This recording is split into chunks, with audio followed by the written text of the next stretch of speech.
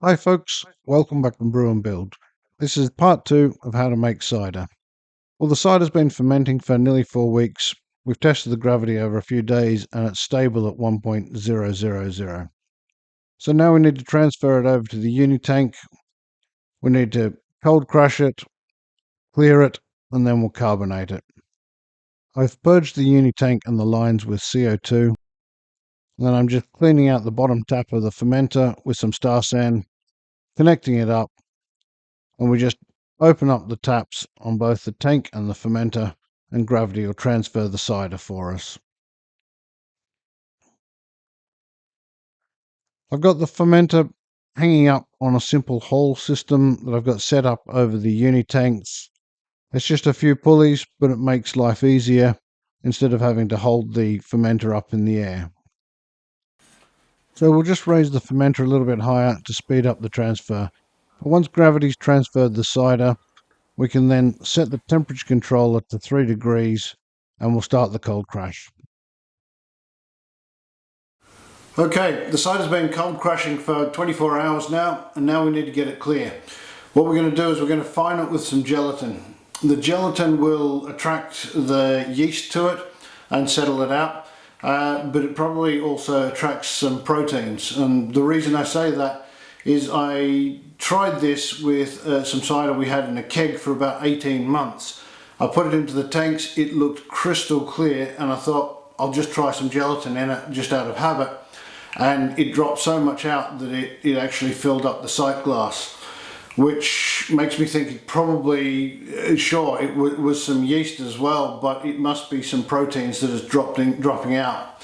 One way or another, it made the cider a lot more crisp and fresh.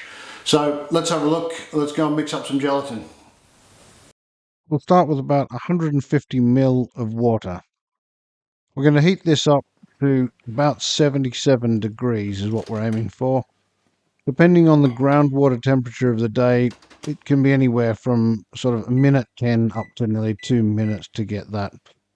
Use a thermometer if it's your first time. We don't want to boil the gelatin. Then we're going to measure out a teaspoon, slightly more accurately than I managed, of a gelatin. We just pour that into the water and let it dissolve. Now, I like to use a syringe here. I find it's the easiest way of getting the gelatin into the tank with the least amount of oxygen. Well, the cider's been cold crushing for a couple of days now. It's dropped fairly clear down there. I've just touched the tank, so a little bit of sediment is falling off the sides. What I'm going to do is I'm just going to open up the gas valve. I've got CO2 running through there. We'll get some positive gas flow coming out. I'll just push the lid aside, squeeze the gelatin in, and then I want to cut down to a shot of the sediment falling out, and this happens quite rapidly, so I won't be able to show the gelatin going in. We'll need to cut to that. So here we go. Let's get the gas on.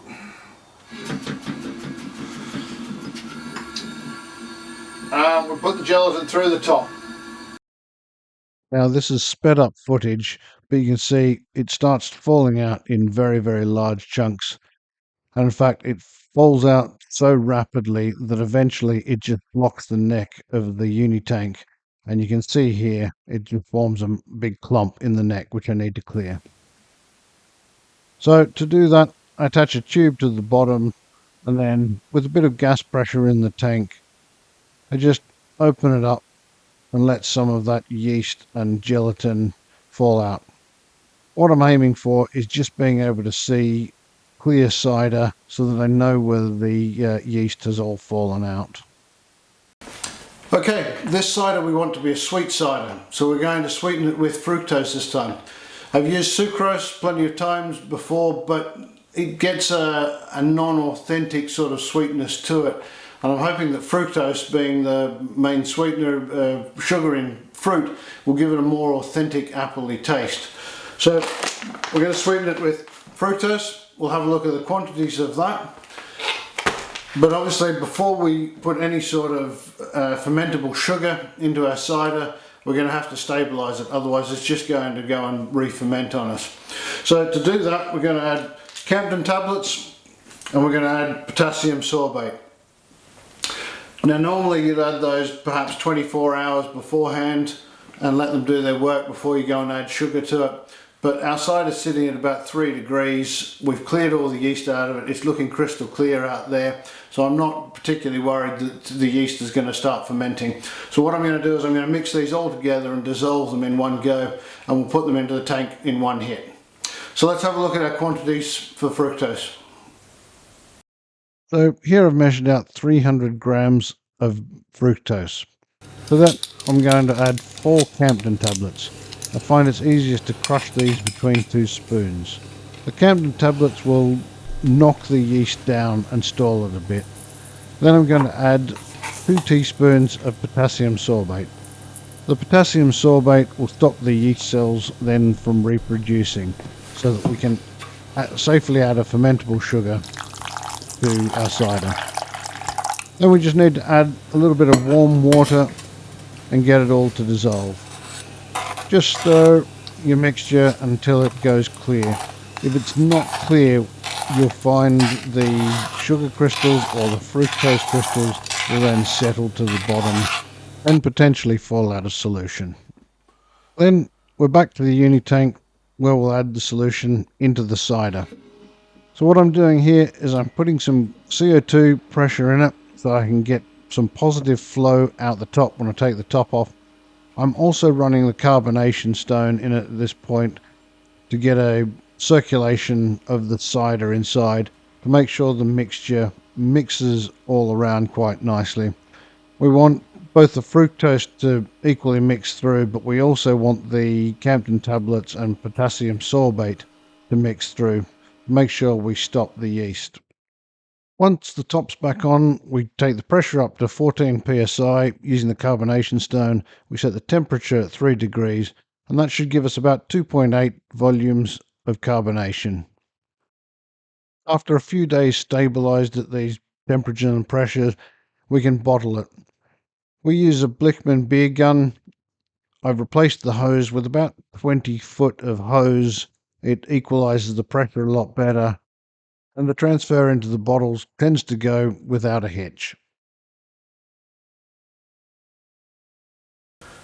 Well, here we are at the end of the process, and it's the all-important tasting. It's only been in the bottle for a few days. It'll age a lot better as it goes. After all, it's only a fruit wine, and it should age probably for another year or two and get better, I would think. But let's have a look at it. Bit of carbonation to it, it's good.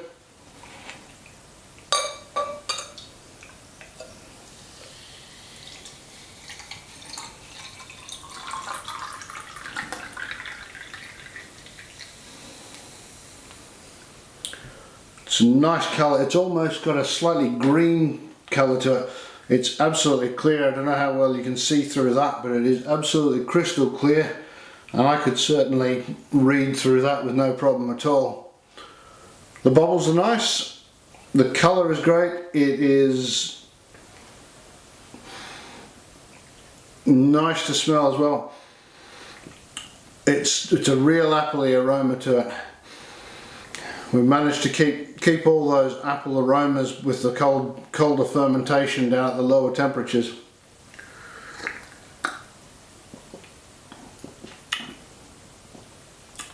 Yeah, really appley, really refreshing, crisp.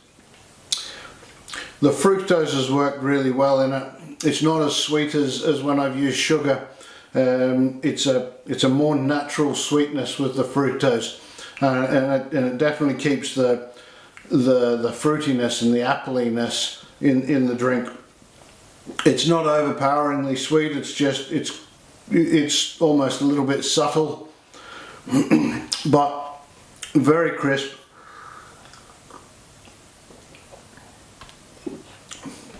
Very appley. That'll be great. Give it another 6 months.